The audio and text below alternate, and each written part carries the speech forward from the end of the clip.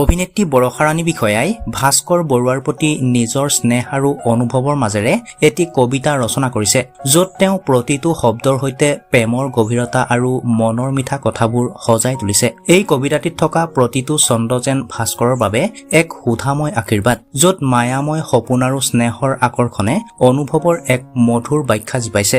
অভিনেত্ৰীগৰাকীয়ে লিখা এই কবিতাৰ প্ৰত্যেক শাৰী যেন এক হৃদয়ৰ বহল খোলা দুৱাৰ, য'ত তেওঁ ভাস্কৰৰ সৈতে ভাগ বতৰা কৰিছে। তেওঁৰ শব্দবোৰৰ মাজত স্নিগ্ধতা, মৰমৰ নীলাচাহ আৰু আশাৰে নিৰ্মিত এটি পৃথিৱী ভাস্কৰলৈ উৎসৰ্গা কৰিছে। ভাস্কৰ বৰুৱাৰ প্ৰতি তেওঁৰ এই অগাধ স্নেহৰ প্ৰতিচ্ছবিসম কবিতাই যেন তেওঁ দুই মনৰ আত্মীয়তাক প্ৰতিফলিত কৰিছে। গতিকে বেছি দেৰি নকৰি বলকচোন অভিনেত্ৰীগৰাকীৰ কবিতাটিৰ কিছু ভাল লগা দৃশ্য চাই লওঁ। পথৰুৱা পথেৰে জীৱনৰ বহুদূৰ আগুৱাই আহি উভতি চালো।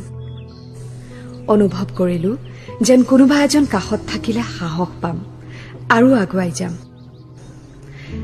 মোৰ এজন অনুৰাগী, যিজনে মোৰ জীৱনৰ ঘাট প্ৰতিঘাত অতীত বৰ্তমান সকলো সামৰি হ'ব বিচাৰিছে মোৰ জীৱন সংগী। অকণমান জোনাক ভাল পাওঁ বুলি জানি গোটেই আকাশখনে মোৰ কৰি দিবলৈ বিচৰা তেওঁৰ সেই অন্তৰখন মই সঁচাকৈয়ে ভাল পাওঁ। তেওঁৰ মনটোক ভাল পাওঁ। শেষত তেওঁৰ কথাটোৱে ৰলগৈ। অনুৰাগীৰ পৰা তেওঁ হৈ পৰিল মোৰ অনুৰাগ। অতীতৰ স্মৃতিবোৰ একোণত সামৰি জীৱনৰ উকাপথ আকৌ ৰঙীন কৰিবলৈ বিচাৰিছো।